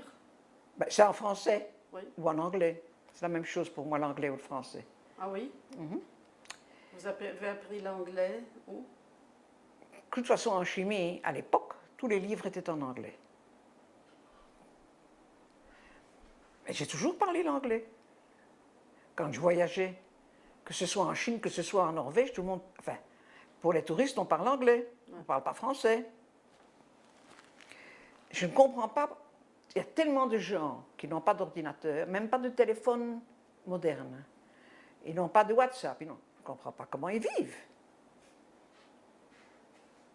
Moi, je ne comprends pas un mot, je regarde sur Google. Ce n'est pas toujours bien expliqué, mais c'est mieux que rien. Et je sais que c'est pour certains jeunes, c'est pas bon, parce qu'ils sont trop dans l'ordinateur. Mais pour les gens de mon âge, c'est une porte sur le savoir, une fenêtre sur le savoir. Je ne sais pas comment on peut vivre sans. Alors, vous m'avez dit que la vache et l'ordinateur ont sauvé votre vie. Il y a d'autres leçons que nous pouvons apprendre de votre vie, des morales, des pensées que Maïe, vous voulez partager. maïe. C'est le meilleur moyen de vivre, si pas heureux, de vivre tranquille. Il ne faut pas dire, mon Dieu, qu'est-ce que je vais avoir demain? Mon Dieu, qu'est-ce qui va... Non, maïe, demain va venir. Et demain, on pensera. Je ne sais pas. Mais ça veut dire que vous n'êtes pas actif, ou la personne ne doit pas être active? Si. Mais elle ne doit pas être pessimiste d'avance. Ouais, je suis fataliste. Maïe, c'est être fataliste. Ouais. Je suis une fataliste parfaite. Même dans la situation actuelle, chez Ça, nous et alors, chez si vous autres commencez aussi. avec ça, je vais m'énerver. Non, je ne veux pas parler de la politique, mais est-ce que votre philosophie Non. vous tienne aussi pour vous? Je ne parle pas généralement. Pour moi, vous. certainement. À mon âge, qu'est-ce que ça va changer? Qu'est-ce qui pourrait changer dans ma situation à mon âge? Non, il y a votre fils, il y a votre petit-fils. Mon fils, il n'y a pas moyen de parler avec lui. Il n'y a pas moyen de parler avec lui. Je ne sais pas exactement ce qu'il pense, mais on ne se parle pas. On ne se comprend pas et on ne se parle pas. Mon petit-fils, c'est un sujet tabou, interdit. Parce que lui est d'un côté, moi je suis de l'autre. Peu importe le côté. Oui. Il a commencé un jour, je dis, Jonathan, je ne veux rien entendre. Moi j'ai mes idées, toi tu as tes idées. Je respecte tes idées, respecte les miennes. Je suis très triste. Parce que j'avais espéré qu'au moins en Israël, avec tous nos copains autour, on aurait une kef à l'intérieur. Aujourd'hui, il n'y a pas de kef ni à l'extérieur ni à l'intérieur. Mon papa l'avait prévu. Il m'avait dit, Israël, habité rien que par des juifs, oi, oi, oi, oi, oi. Il y aura 6 millions, non, enfin 6 millions pas, il y aura 3 millions de juifs, 3 millions de partis politiques différents. Et c'est comme ça. Vous dire la vérité, il y a quelque chose que je n'ai jamais compris en Israël. Bon, en Belgique, il y a Anvers, qui est une ville habitée par énormément de juifs religieux, chassidim. Il y a même des chassidim de Hongrie. Ouais. C'est la première fois que j'ai vu le Stramel, c'était en Belgique, c'est pas ici. Mais ils travaillent, tous. Tous. Épiciers, cordonniers. Le gouvernement belge ne paye pas pour ça. Quand je suis arrivée ici, la première fois j'ai été à un mariage à Bnei Brak, non pas à Bnei Brak, à Jérusalem, à Mea Shearim. Ouais. J'avais une copine dont la tante vivait à Mea Shearim. Et cette tante mariait sa fille. Et elle voulait que je vienne voir. Je dis, pourquoi je dois aller voir? Tu es allé dans plein de pays dans ta vie pour voir comment les gens vivent. Va à Mea Shearim. Quand j'étais à Mea, je me suis bien amusée, de toute façon. On était à part, les femmes, on a bien ri ensemble et on a eu une... Mais je n'ai pas compris comment c'est possible qu'il soit resté avec les vêtements d'avant. Il n'y a pas de loi dans le Tanakh comment on doit être habillé. On doit être habillé décemment. Mais ce n'est pas marqué qu'on doit mettre un stramel. Non, ça c'est une évolution polonaise des juifs. Mais polonais. on n'est plus en Pologne. Ouais. Vous êtes religieuse? Moi? Oui. Non. Ben, vous savez, c'est votre droit d'être religieux. Moi, j'ai des amis religieux. Religieux. Pas extrémistes religieux. Il faut faire une différence entre... Il y a arabe et extrémiste arabe. Il y a religieux et extrémiste. Je ne pensais pas que ce sujet serait une possibilité de guerre civile. Ça va mal finir. Je ne veux pas m'étendre là-dessus. J'ai 2 mitnat de vote. 2. envoyé par l'Irgun Mitsoe Shoa de Ranana. On est devenus très amis. Une, c'est Esh, enfin du feu, et l'autre, c'est de l'eau. Calme, tranquille, mais il y avait des Elles questions. sont lycéennes Elles sont lycéennes ou plus âgées? Non, elles ont toutes les deux 75, 76 ans. Une midnadevet lycéenne, moi j'ai besoin d'une midnadevet lycéenne. Elles viennent une fois par semaine, 2 heures, 3 heures, on sort, on va boire un café. Elles m'aident pour que je ne doive pas prendre un taxi quand je reviens des courses, comme ça avec la voiture. Leur voiture, c'est bon. Elles sont évidemment toutes les deux à chaque manifestation. Il y en a même une, à 75 ans, elle a marché de Tel Aviv à Jérusalem. Je lui ai dit que ça ne changerait rien. Elle était malade 3 jours. Moi, j'ai été 2-3 fois le samedi soir, quand il faisait moins chaud. Et puis, j'ai ressenti le fait que c'est dommage, mais je ne vois pas que ça va changer quelque chose. C'est dommage pour tous ces gens qui bougent, qui vont dans la chaleur, qui perdent... Je ne dis pas qu'ils perdent leur temps, mais c'est dommage que ça ne va pas finir comme ils veulent. Alors, vous m'avez dit que vous êtes optimiste, mais à ce moment-là, vous êtes pessimiste? Non, je suis fataliste. Fataliste. Maïe, qu'est-ce que moi je peux faire? Est-ce que je peux aller parler avec... Le seul avec qui je voudrais parler, c'est Ben Gvir.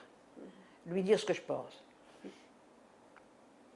Et comme, disons, rescapé de la Deuxième Guerre mondiale, est-ce que vous sentez quelque chose de différent? Oui. Oui. Malgré que je sois 39 ans en Israël, je continue à faire une grande différence entre être juif et être israélien. Ce n'est pas la même chose. Les Israéliens sont nés ici, c'est en Moyen-Orient. Ils ont une nourriture différente, ils ont une chutzpah différente, ils ont une façon d'être différente. Quand vous prenez un juif d'Éthiopie, quand vous prenez un juif du Maroc ou un juif de France, ils sont différents. Parce que le pays d'où ils viennent, c'est un pays où tout est différent. Je ne me suis jamais assimilée. Et là-dessus, j'ai des amis israéliens qui m'ont dit que ce n'est pas possible de s'assimiler. Il faut être ici minimum 2 générations. Mon fils est israélien à 100%. Il a pris tout le mauvais, pas le bon. Mais moi, je ne sais pas. Non. Il y a des choses qui sont merveilleuses ici. Comme par exemple, la semaine passée, j'ai voulu aller toute seule faire des courses au Canyon Renanim de Ranana. Parce que j'en avais marre d'aller avec mes midnight votes. Là, je me dépêchais toujours pour ne pas les faire attendre. Et puis, j'ai acheté quelques trucs. Et quand je suis sortie, pas de taxi. Impossible d'avoir un taxi. Impossible. Alors, pendant une demi-heure, j'attendais dans le hall d'entrée des parkings. Et un monsieur, il m'a dit, en hébreu, « Ça va ?» Je dis, « Non, ça ne va pas. » Il dit, « Vous vous sentez mal ?» Je dis, « Non, je ne me sens pas mal, mais je suis énervée. » « Qu'est-ce qu'il y a ?» Je lui explique. Il me dit, « Venez, vous ressemblez à ma maman, je vais vous prendre à la maison. » Et il m'a pris à la maison. Ça, en Belgique, vous oubliez. Une fois, ça m'est déjà arrivé juste au coin ici. Je ne sais pas pourquoi j'ai attrapé mal à la tête. Je me suis agrippée à un poteau. Mais rien de grave. Il y a une voiture qui s'est arrêtée avec un dati. Et il me dit, il m'a appelé tout de suite Safta, j'étais très content. Qu'est-ce qu'il y a, Safta, tu ne te sens pas bien? Je ne me sens pas bien. Je ne me sens, c'est pas que je ne me sens pas bien, mais j'ai ma tête qui tourne. Il est sorti de sa voiture, il a fait le tour, il m'a pris mon sac, il m'a dit, où est-ce que tu vas? Je dis, à la banque. Où est la banque? Je dis, au centre. Viens, je t'amène. Et il m'a emmené. Je dis, mais comment je peux vous remercier? Il me dit, moi je fais une mitzvah. Il ne faut pas me remercier. C'est toi qui me fais plaisir. Voilà. Je dis les choses telles qu'elles sont. Il y a ici des gens d'une gentillesse, d'une générosité, d'une... Achim. Ça, j'ai jamais ressenti en Belgique. Et d'un autre côté, il y a des... Comment il a dit Doudou Topaz? Tchartchachim. Ça, je n'ai pas connu en Belgique non plus.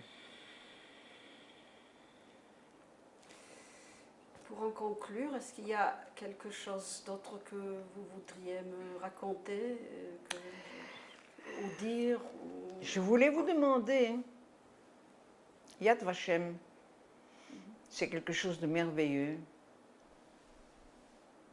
Qu'est-ce qu'il y aura dans 20 ans, quand il n'y aura plus de Mitso Yeshua?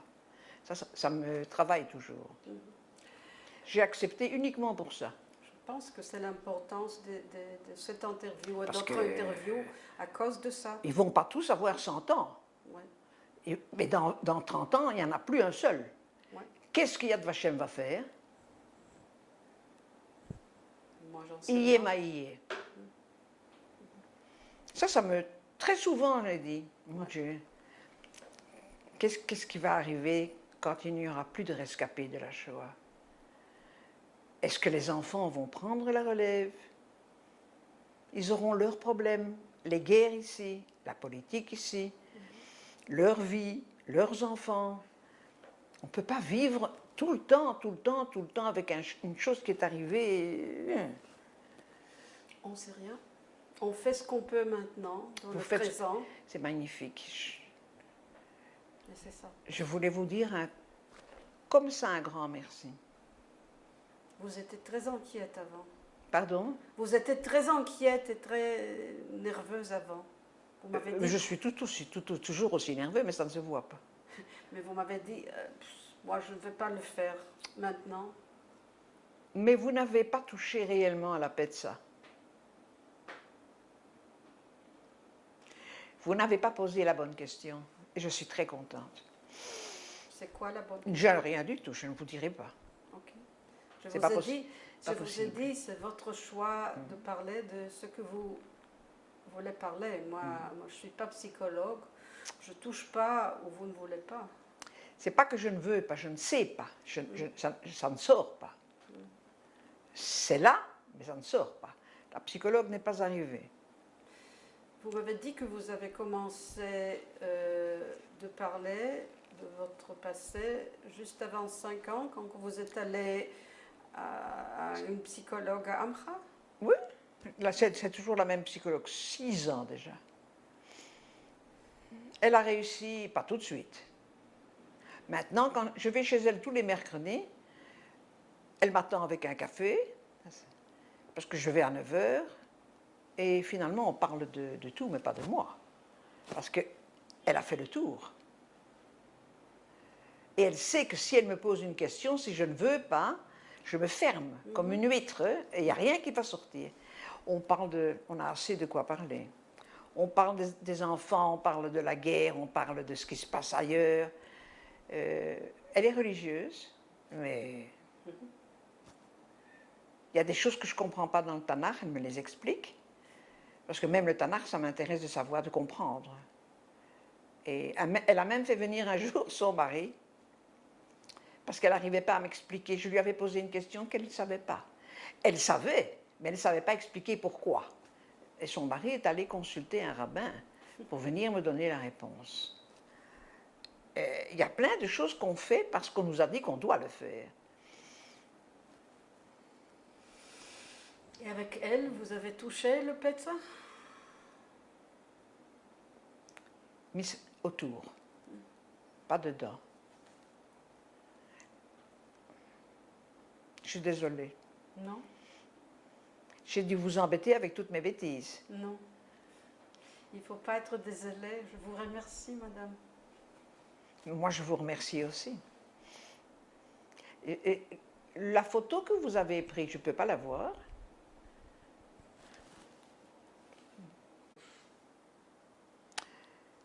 À gauche, c'est la photo de mariage de mes parents.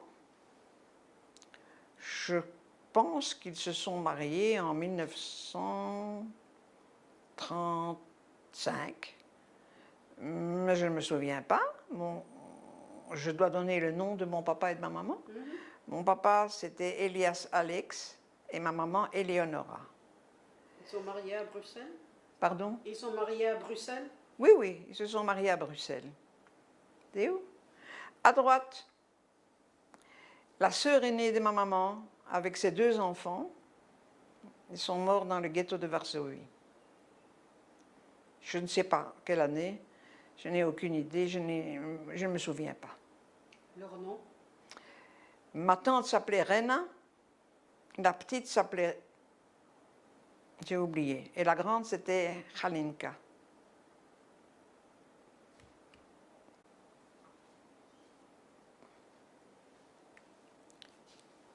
C'est la photo de mes grands-parents paternels, que je n'ai pas connus, et qui sont morts tous les 2 dans un pogrom en Russie. Je ne connais pas leur nom. Si. Il me semble que cette grand-mère s'appelait Chaya. Je ne suis pas certaine, je ne sais pas. Je n'ai aucune souvenance.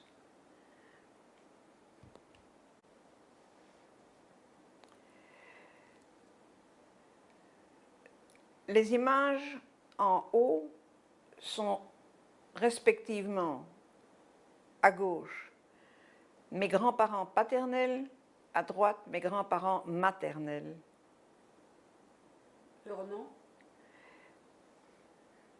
Mon grand-père maternel s'appelait Joseph et ma grand-mère s'appelait Soura. Mes grands-parents paternels, je ne sais pas. En bas? En bas, c'est mon papa quand il était jeune, puis c'est mon papa et ma maman, puis c'est une cousine à moi, et puis c'est ma maman quand elle était à l'université à Varsovie.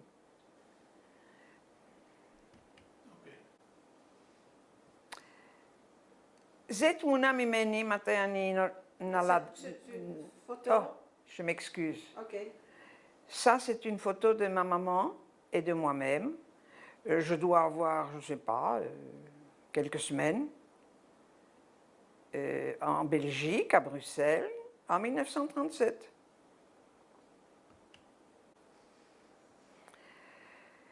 Ça, c'est une photo qui a été prise à Kerbergen, le village où j'ai passé 3 ans de ma vie pendant la guerre et où mes parents avaient une petite maison de campagne.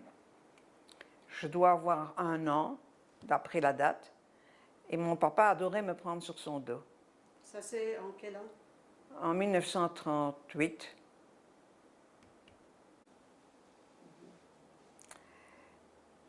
Pendant la guerre, évidemment,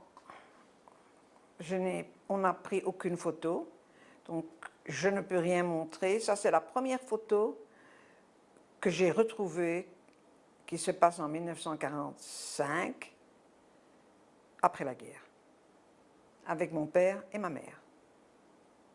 À Bruxelles? À Bruxelles? Oui, toujours Bruxelles.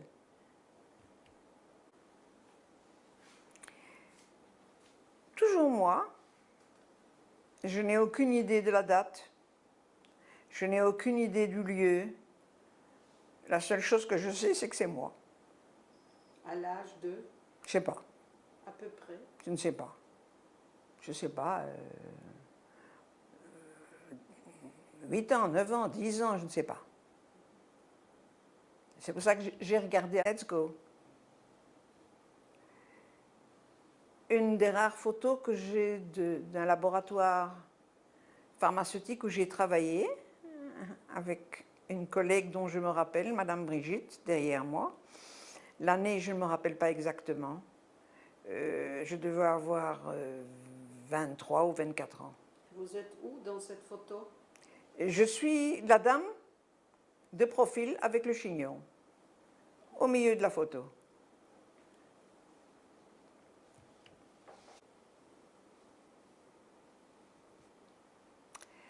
Et toujours moi, dans une position de star.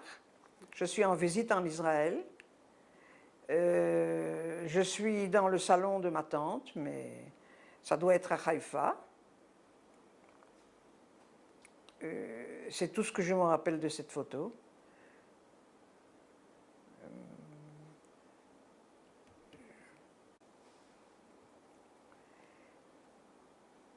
C'est la photo souvenir des 25 ans de mariage de mes parents, ce qu'on appelle les noces d'argent. Il faut compter, je ne sais pas, ils se sont mariés en 35 ou en 34, plus 25, je ne sais pas, je suis énervée, je n'arrive pas à faire le calcul. 60. Non, 60, oui, peut-être. Non, ça doit être 1959, parce qu'en 60, j'étais en Israël.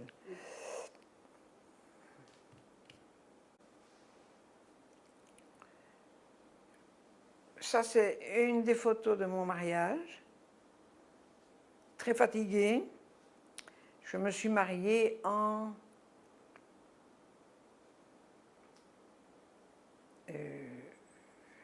je suis gênée, mais je ne me rappelle pas non plus. En 65, je crois. Ok. Et le nom de votre mari? Je ne me rappelle pas. Pardon? Le nom? Mon mari s'appelait Émile Cadix. Depuis lors, nous avons divorcé il y a très longtemps, il y a 30 ans, et depuis lors, il est mort aussi. Mais nous sommes restés amis jusqu'à la fin. C'est tout ce que je peux dire à son... Ceci est le seul petit document que je possède et qui date de mon mariage. Les amis de mon papa, des résistants armés juifs de Belgique, ont envoyé ses vœux de Mazal Tov pour mon mariage et félicitent mon papa à cette occasion. Voilà.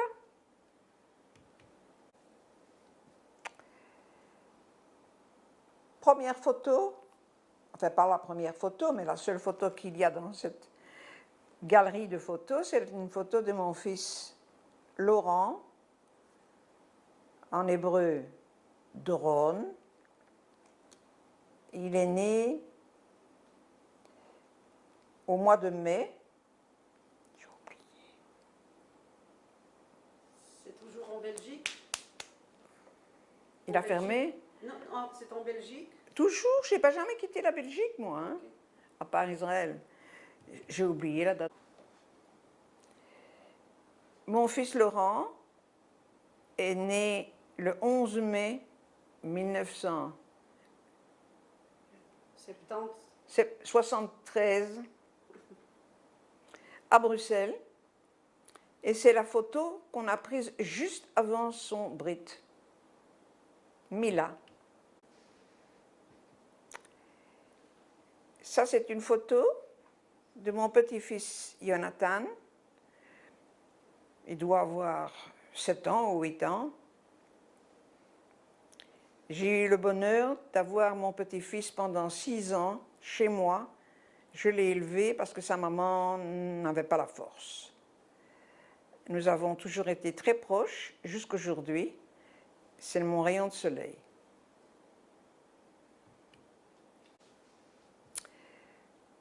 Voilà des photos de mon fils Laurent, plus âgé bien sûr. La photo de gauche, le jour de sa bar mitzvah. Une photo de droite, à la maison, un jour de repos. La bar mitzvah, ben, il l'a faite en 85, non en 86. On est venu en 84, il avait 11 ans, donc en 86. Et puis ça, c'est une photo d'il y a 20 ans, 25 ans. Parce que maintenant, il n'a plus de cheveux. Mais il a une barbe.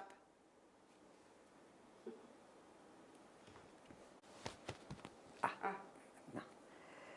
Et voici le dernier venu, Jonathan, mon petit-fils, le jour de sa bar mitzvah. Non, ce n'est pas le jour de sa bar mitzvah, mais enfin, je crois que c'est la veille. Je n'ai malheureusement aucune autre photo de ce genre. Tout est dans l'ordinateur. C'est dommage, mais je ne peux pas donner plus que ce que je n'ai.